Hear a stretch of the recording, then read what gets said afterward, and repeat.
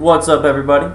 This is ePhoenixN, and I am in search of the perfect game. This is the part 2 of the series. The first one was on difficulty. I'll post a link in the description to that video if you want to watch it. But this video is all about gameplay.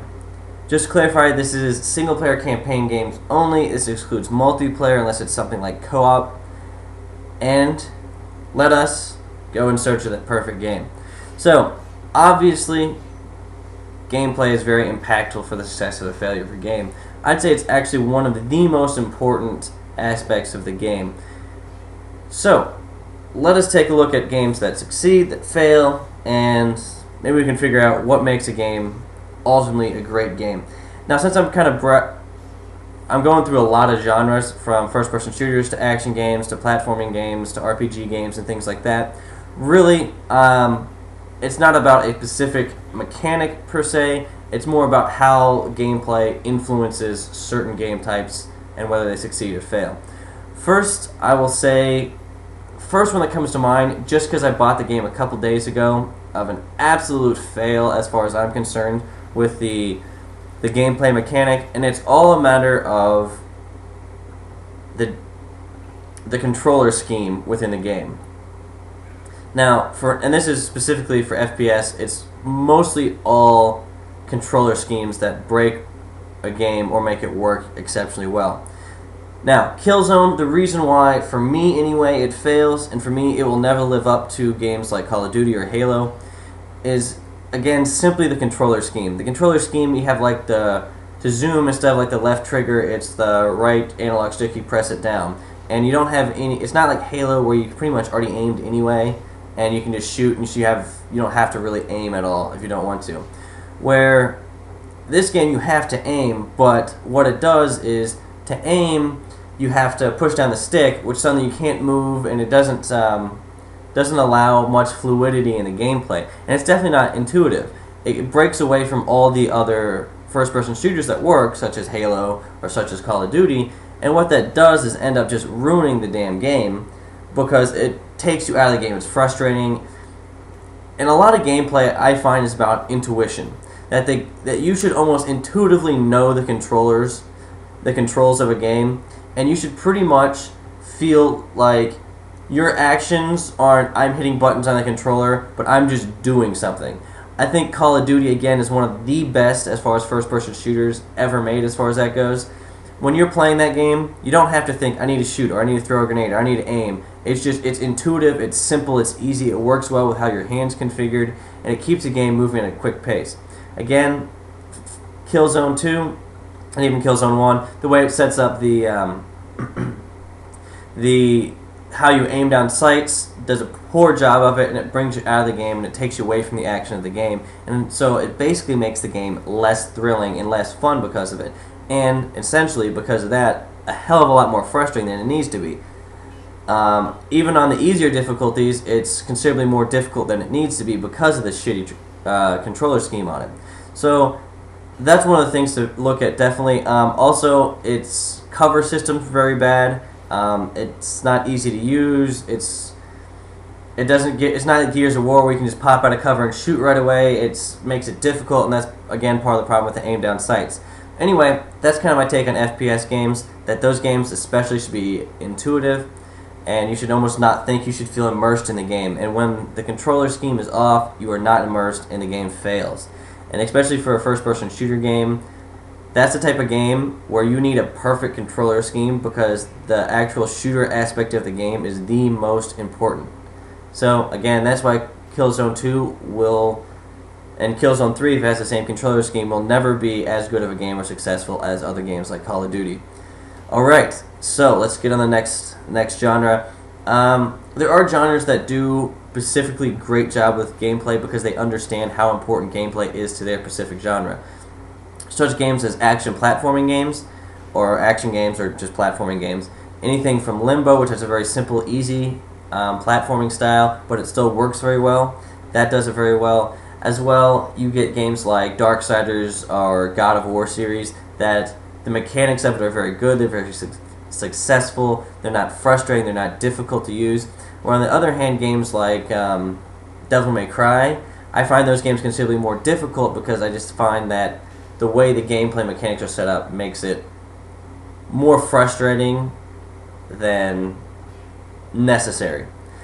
And a lot of those games, gameplay is put at the pinnacle, most important part of the game. Although a lot of them still have great stories and things like that, the gameplay itself is what makes or breaks the game. And that's why sometimes if the gameplay doesn't work well in games of that nature, the whole game sucks, because you just can't get through a game if the gameplay is so bad that it's just frustrating and annoying.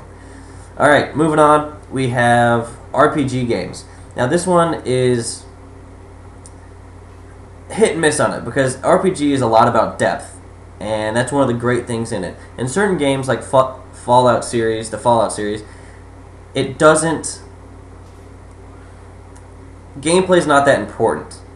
All gameplay is almost really there to do is so that you have a challenge within the game, but it's not necessarily put as a highly important level of the game. It's more of a back part of the game.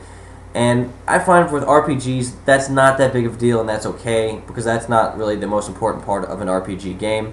And so as long as it's not overly frustrating, that's okay. I don't mind the gameplay being a little lacking depth and a little, I don't know, too easy, to just not that important to the game. So I don't find that a big deal. Other games, such as Mass Effect, it's a little more tricky, because I think their style of the game, where you have to bring up the HUD, the heads-up display, and you have to pick your specific gun or pick your specific skill, and it kind of slows things down, it takes you out of the game, it pauses the game while you do that. Although it adds depth because you can do more things with it, at the same time it kind of kills your immersion in the game, and it takes you out of, say if you're in an intense firefight and suddenly you're having to pause every 5 seconds to change what ability you're using or what gun you're using. Basically, at the end of the day, that hurts the game, I think, and maybe a little less complexity, but a little more fluidity in the game is a lot better. Now, one game I think does an amazing job of gameplay is Dead Space. The reason why I say Dead Space does is because it does not bring you out of the game. Because it is a horror game, it is a thrilling game, and you kind of get immersed in it, and you're getting attacked by giant monsters. You need that experience and that thrill of not being able to get out. You're not going to be able to pause the game unless you actually hit the pause button. But you're not going to pause the game by bringing up a menu and selecting this weapon or that weapon. It's very intuitive, it's very simple, but at the same time it brings you into the game. And that, I think, is an amazing job of that game. What that game does is because it heightens the thrill and the action of a game. Any game that's a shooter game or a horror game, that's what you want to do. You want to incorporate the gamer into the action of the game and the thrill of the game. And any successful gameplay will do that by basically not slowing the game down or pausing it in any way. Now, the only other one that I have, and I talked about this a little bit in, I talked about it, but it's in the actual video part of it, is Assassin's Creed. I really like the game, but one of the things I've noticed is when the climbing mechanics, although 80% of the time they work great, every now and again you'll try to jump from one peg or one part of it to another, and it either won't allow you to jump, which is really obnoxious, or you have to have the perfect amount of, you have to have your camera set in the perfect angle and hit left or right or up or down at the perfect time to actually go to where you need to within your camera angle, and it's just frustrating like that, and it gets annoying because it seems too much of a pain in the ass on that. And then also at times when you're trying to jump from one segment to another, if your camera's not placed perfectly right, it'll jump you out in the middle of the street, out in the middle of nowhere, and suddenly you fall 5 stories and you die.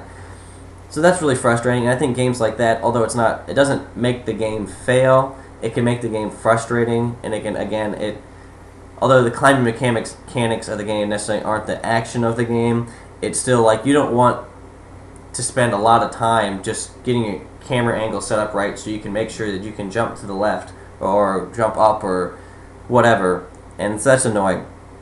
Alright, so that's it. That's about gameplay. Again, with any sort of action game or shooter game where you're fighting a lot of enemies and you're supposed to be immersed within the gameplay experience, what you want is gameplay that does not pause the game, it doesn't break the game, you're not going to have to bring up a heads-up display, and it just allows you seamless, easy, intuitive control. That is very important.